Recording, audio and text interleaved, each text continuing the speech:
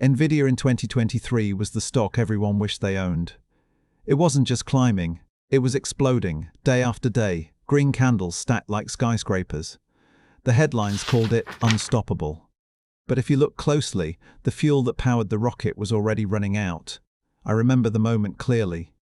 Nvidia was breaking new highs, driven by the AI frenzy. On social media, traders were posting diamond hand memes. On CNBC, anchors were calling it the backbone of the future. Everywhere you turned, the message was the same: get in or get left behind. But I was watching something different. Each surge in price came with less energy than the last. The volume bars, the heartbeat of the market, were shrinking. The crowd only saw price. They missed the oxygen disappearing from the move. One retail trader told me, "This thing has momentum. It can't stop now." That's what overconfidence sounds like. It feels safe to believe the trend will carry you forever. But in reality, when volume dries up, momentum turns into fragility. The higher it goes without energy, the harder it snaps. And snap it did. Nvidia's pullback erased weeks of profits in days. That same trader froze, hoping for a bounce that never came. What felt like the trade of a lifetime turned into a brutal lesson. I've seen this movie before: Tesla in 2020, AMC in 2021, crypto peaks that vanished overnight. The story is always the same: traders hypnotized by price, blind to the warning signs in volume. Here's why this matters. Price shows you where the market is going. Volume tells you if it has the strength to get there. One without the other is an incomplete story, and that's where most traders get trapped. By the end of this talk, you'll know how to read volume like a second language. You'll learn how to tell when a rally has real conviction and when it's running on fumes. Because once you see volume as the oxygen of price, you stop chasing illusions. You start trading with clarity. And that's when the market finally starts making sense. My name is Ben, and welcome to Zenstock, where trading meets clarity. Here we focus on mastering your mindset as much as your charts. You'll learn to think differently, manage risk, and trade with calm confidence. Because in the market, your greatest edge is you. This content is for education and entertainment only. It's not financial advice. Always do your own research before trading. Before we dive in, take a deep breath. Clear your mind. For the next few minutes, give your trading psychology your full attention. And if you find value in this conversation, if it helps you trade with more confidence and less stress, do me a favor. Hit that like button. Subscribe to the channel. It tells me this content matters, and it makes sure you don't miss the next lesson that could change how you see the market. The lessons I'm sharing with you today aren't just from my own scars and successes. They're also drawn from one of the most practical books I've ever read on this topic, The Secret Science of Price and Volume: Techniques for Spotting Market Trends, Hot Sectors, and the Best Stocks by Timothy Ord. Ord was a trader who learned the hard way that price alone doesn't tell the full story. He discovered that volume, the flow of buying and selling pressure, is what gives price its real meaning. And what I've found, both in my own trading and mentoring others, is that when you start seeing volume as the energy of the market, your decision-making changes completely. Now, it's one thing to read about that in a book, but it hits differently when you live through it. I'll tell you about the time I thought I'd found a can't-miss trade, and how ignoring volume nearly cost me more than just money. Late 2021 felt like the market couldn't lose. Tech stocks were at all-time highs, crypto was exploding, and traders were bragging about gains every single week. One of my friends was all in on Peloton. It had become the poster child of the pandemic boom, and to him, it looked like a rocket with endless fuel. Every dip he bought, every breakout he chased, and for months, it seemed like the perfect strategy. He would text me screenshots of his account, glowing green, convinced he had found his golden ticket. But here's what he didn't notice. With every new push higher, Peloton's volume was shrinking. The price kept climbing, but the energy behind the move was evaporating. At the same time, the broader market was showing cracks. Fewer stocks were pulling the indexes up. The signs of exhaustion were everywhere, but he couldn't see them through the euphoria. He told me, "This stock has changed the world. It can't just go back down. That's the trap." Overconfidence, fueled by recency bias, blinds us to the warning lights on the dashboard. Then the reversal came. Peloton didn't just dip, it collapsed. Weeks of gains vanished in days. And instead of cutting his losses, he held on, hoping for a bounce that never came. The trade that had once felt like a sure thing turned into one of his biggest regrets. Watching him go through that was a turning point for me, because it reminded me how dangerous it is when traders focus only on price. Price is what you see. But volume is the truth underneath. And that leads us to the bigger question.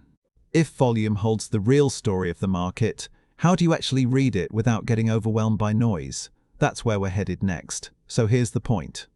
My friend didn't lose money on Peloton because he was dumb or because he didn't care. He lost because he only saw half the picture. He trusted price alone. But price without volume is like watching a movie with the sound turned off. You see the images, but you miss the story. That's why today we're digging into a different way of looking at the market. A way that combines what you see on the chart with the hidden energy driving it. We'll explore how volume reveals whether a move has real conviction or if it's already running out of breath. We'll break down the traps that blind traders, the rules that protect you, and the mindset shifts that make trading less stressful and more consistent. Now, let me be crystal clear. This is education and entertainment only. It's not financial advice. Always do your own research before making a trade. But if you stick with me, I'll show you how to use price and volume together so you stop falling for hype and start trading with clarity. Which brings me to the big takeaway, the metaphor that's changed the way I see every chart. When I think about price and volume, I always come back to one image. Price is the fire you see. Volume is the oxygen feeding it. A fire without oxygen doesn't fade slowly. It suffocates, it chokes, and then it dies in an instant. That's what happens when traders chase price without watching the fuel behind it. It looks unstoppable until it isn't. And by the time most people notice, the flames are already out. But when you start paying attention to the oxygen, the volume, everything changes. You can see when the fire is building strength. You can sense when it's about to burn out. And you stop getting blindsided by sudden reversals. That single shift in perspective transformed the way I read charts. And in the next section, I'll break down the 5 lessons that bring this idea to life. Why bigger time frames always win. How to put the wind at your back, the signals that reveal market health, the rules that trigger real buy and sell setups, and why simplicity beats information overload every time. One of the hardest lessons I had to learn is that bigger time frames always rule smaller ones. Or, to put it simply, in The Secret Science of Price and Volume, if you're trading against the longer-term trend, you're fighting the tide. But let me tell you how I see this mistake play out with traders I coach. They'll get locked into a 5-minute chart. They see what looks like a perfect breakout, price pushing higher, clean setup, all the indicators flashing green. They jump in with confidence. But here's the but. When you zoom out to the daily chart, that breakout isn't strength at all, it's just a tiny blip inside a bigger downtrend. The higher time frame is pulling against them, and 9 times out of 10, the smaller move gets crushed. I had a friend trading Tesla like this in 2022. He was scalping intraday breakouts, but the weekly chart was already rolling over. Every short-term win got erased by the bigger wave pushing against him. He thought the problem was his entries. The real problem was that he was trying to surf a ripple against a riptide. Psychology plays a huge role here. Short-term traders crave action. They think more trades mean more opportunities. But really, it's impatience. It's the brain's way of chasing dopamine hits instead of waiting for alignment. There's even research backing this up. A study published in the Journal of Behavioral Finance found that traders who focused on shorter time frames were 40% more likely to abandon their trading rules under pressure. Why? Because the faster the decision cycle, the more emotions take over. So here's the rule I give every trader. Before you take a trade, check the bigger time frame. If the higher trend is against you, wait. Because when you align your trade with the dominant wave, you're not just trading smarter, you're trading with the wind at your back. And that brings us right into the next lesson. Because once you've got the market tide in your favor, the real question is this: which sectors are moving with the most strength and which ones are dead weight? That's where the real edge begins. Once you've aligned yourself with the bigger time frame, the next step is putting the wind at your back. Ord called this a top-down approach. First, you find the direction of the overall market. Then you choose the strongest sectors within that market. And only then do you drill down to pick the strongest stocks in those sectors. It sounds simple, but most traders do the opposite. They fall in love with a single stock, ignoring whether its sector or the market itself is healthy. That's like setting sail on a tiny boat when the tide is moving against you. No matter how good your boat looks, the current wins every time. I remember mentoring a trader in 2021 who loved biotech stocks. Every day he was chasing names in that sector because he was convinced it was the future. But the problem was, biotech as a whole was already weakening. Even though the S&P was pushing higher, his sector was lagging badly. The result? His trades kept stalling, while traders in energy and financials were riding powerful waves upward. That's the psychology trap here: overconfidence and anchoring bias. We anchor ourselves to a story about a company or a sector, and we ignore the fact that the wind has shifted. By the time we realize it, the market has already left us behind. There's a reason institutional investors use this same top-down method. Studies show that as much as 70% of a stock's movement comes from its sector and the overall market trend. That means if you pick the right sector, you already have the odds tilted in your favor before you even select the stock. So here's the rule. Don't just ask if your stock looks good. Ask if the market is trending up. Ask if the sector is leading, and only then put your money into the strongest names. Because when the market, the sector, and the stock all align, it feels like having the wind at your back. Everything moves smoother. You're no longer fighting for scraps. You're surfing with momentum on your side. And that brings us to the next question. If markets and sectors act like the tide, how do we know when the tide is healthy and when it's about to turn? That's where breadth and volume step in, the vital signs of market health. Think of the market like a body. Price is what you see on the surface. But breadth and volume, they're the vital signs, the heartbeat and the blood pressure that tell you how healthy it really is. Ord leaned heavily on this idea. He used tools like the McClellan oscillator and summation index to measure breadth, the number of stocks rising versus falling. In a healthy market, the majority of stocks move higher together. But when only a handful of names carry the entire index, that's like a patient whose heartbeat is irregular. It looks alive, but the underlying health is breaking down. I remember late 2021 when the S&P was still making new highs. On the surface, everything looked strong. But when I looked under the hood, only a few mega-cap names, Apple, Microsoft, Tesla, were doing the heavy lifting.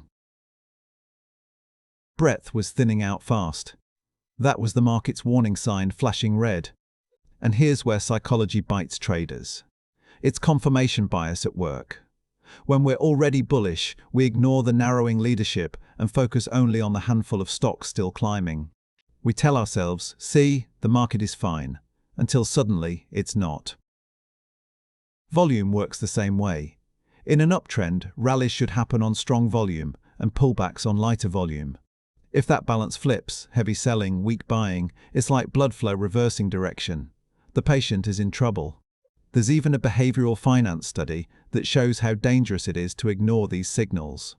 Researchers found that traders focusing solely on price overestimated their chances of success by 35%, while those who included volume and breadth data were far more accurate. In other words, watching the vital signs makes you a better doctor of the market. So here's the rule. Don't just check the chart's face, take its pulse. Look at whether most stocks are participating and whether the volume confirms the move. Because markets with strong breadth and supportive volume tend to stay healthy, and sick markets eventually collapse, no matter how strong the surface looks. And this sets us up for the next lesson. Because once you know how to read the market's vital signs, the question becomes, how do you use that information to time actual entries and exits? That's where Ord's volume rules, the signals of real buy and sell setups come into play. Here's where we turn diagnosis into action. Ord developed what he called Ord volume, a way of treating volume as pure energy. The rule was simple. Compare one leg of a move to the next. If the energy is shrinking, the move is weakening. If the energy is expanding, the move has strength. For example, a buy signal happens when a stock hits a new low, but the selling energy shrinks by 50% or more compared to the previous leg. That's like the market saying the selling pressure is exhausted, When it then closes above that low, the fire has fresh oxygen. That's the moment to step in. A sell signal is the reverse. A stock makes a new high, but the buying energy shrinks by half or more compared to the prior leg. It closes below that high. The oxygen is gone. The fire is suffocating. That's the time to step aside, or even go short. I remember watching crypto in late 2021. Bitcoin was breaking records, headlines were screaming, and retail traders were euphoric. But the volume told a different story. Each new rally had less and less energy. By November, the chart looked unstoppable, but the oxygen was gone. The collapse that followed blindsided anyone looking only at price. This is where psychology becomes deadly. It's gambler's fallacy in action. Traders convince themselves, it's gone up this many times before, it has to keep going. But in reality, every exhausted leg increases the probability of reversal. Ignoring that is like betting double after every coin flip. Eventually, the coin lands the other way. Here's the rule I use now. Before I enter, I ask, is the energy expanding or contracting? If volume is growing, I have confirmation. If it's shrinking, I wait. That one filter alone has saved me from countless bad trades. And that leads to the final lesson. Because once you understand that volume is energy, the temptation is to add every possible indicator on top of it. But that's where traders bury themselves in noise. The truth is simpler than most want to believe. After years of trading, here's one of the biggest surprises I've discovered. The most successful traders I know don't clutter their screens with 20 indicators. They keep it simple. Ord himself warned about this. He said traders drown in information overload. They confuse complexity with insight, when in reality, the cleanest signals often come from just two things: price and volume. I've seen this firsthand with retail traders I've coached. They'll have RSI, MACD, Bollinger Bands, Fibonacci retracements, Elliott waves, you name it, all jammed onto one chart. And every time they want to make a decision, half the signals say buy, the other half say sell. That confusion doesn't create clarity. It creates hesitation. And hesitation is deadly when money is on the line. It's not just anecdotal. A study from the Journal of Portfolio Management found that traders using more than 5 technical indicators had significantly lower performance than those who stuck to 2 or 3. Too many inputs increased analysis paralysis and emotional second-guessing. In fact, the overcomplicated traders underperformed by almost 20% over a 3-year sample. Why does this happen? Because extra signals don't just add data, they add doubt. And doubt erodes discipline. When you second-guess every trade, you're not following a system anymore, you're trading your emotions. So here's my advice. Build your process around what truly matters. Price, volume, breadth. That's it. These are the market's vital signs. They won't lie to you. Trading doesn't have to be complicated. It has to be consistent. And consistency is much easier when you cut the noise and follow the energy. And that brings us to the real test. Because everything we've covered so far, bigger time frames, the wind at your back, breadth and volume, Ord's buy and sell rules, and simplicity sounds powerful in theory. But does it actually work in the real world? Let's put it to the test with real trades, real studies, and real market moments you probably lived through yourself. Let's go back in time for a moment, all the way to the dot-com bubble of 2000.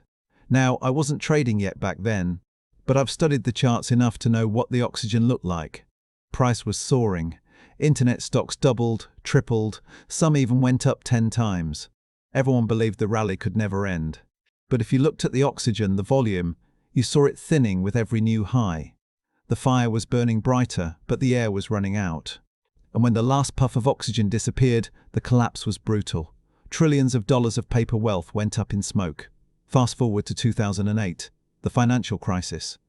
This time, volume told the story in reverse. Selling waves grew heavier and heavier, panic volume.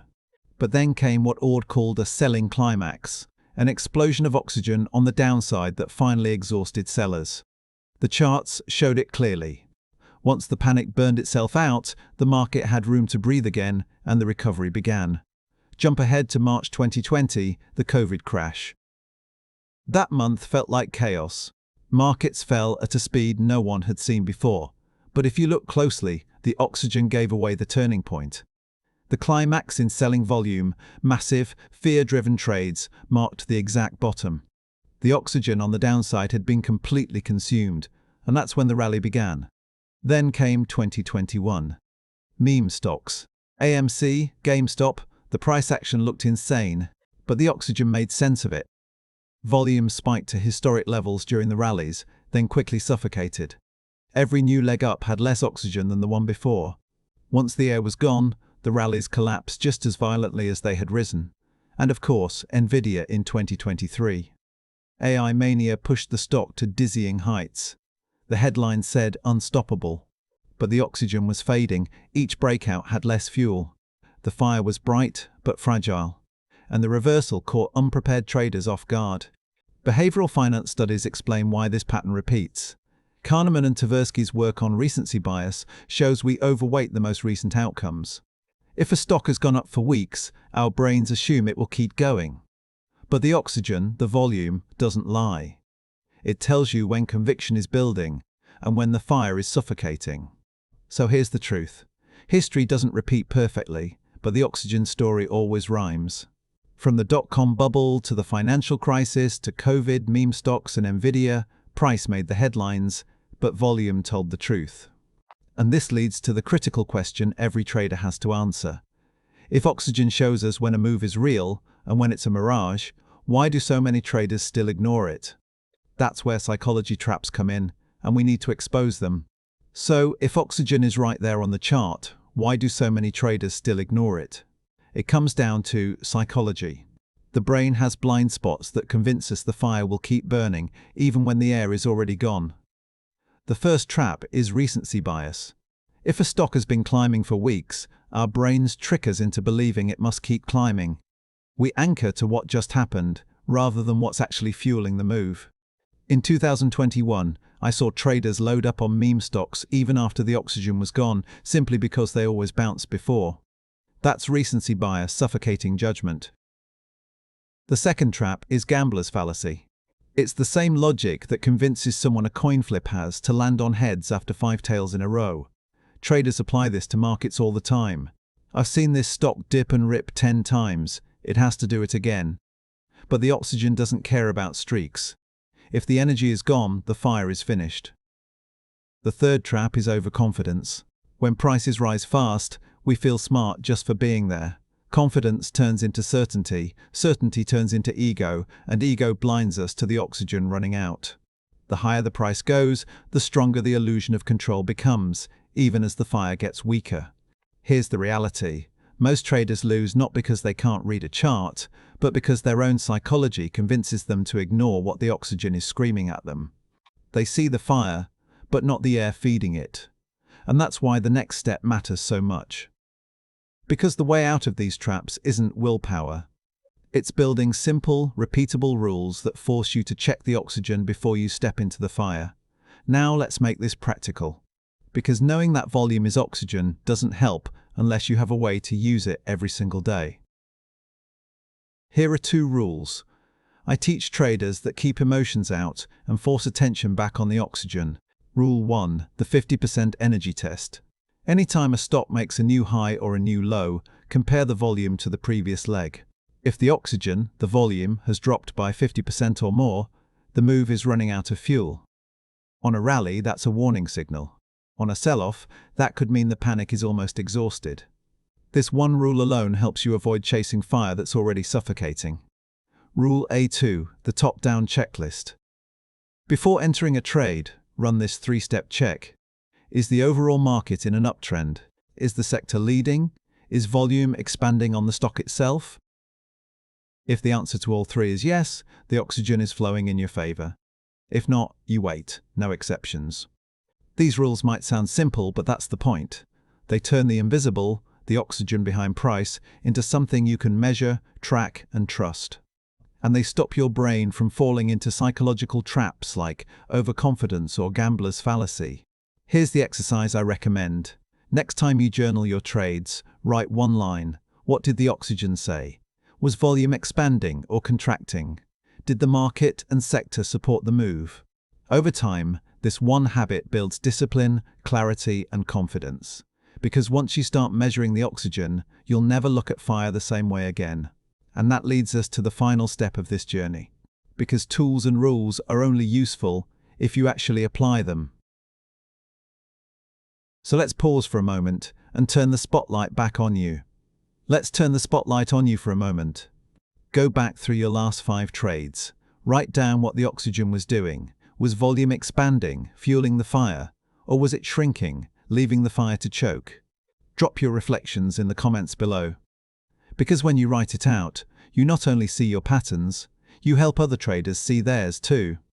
And if you found value in this talk, if it gave you clarity, or maybe saved you from chasing another suffocating rally, then share this video with a friend who's struggling in the markets. Because chances are they're making the same mistakes you've made, and this could be the thing that changes how they see the chart. And don't forget to like, share, and subscribe. It tells me this content is hitting home, and it makes sure you don't miss the next lesson that could transform how you trade. Because at the end of the day, this isn't just about price. It's not just about charts. It's about mastering yourself. It's about building calm confidence in a world that thrives on fear and hype. Master your mind. Master the market. Trade with confidence and live with calm.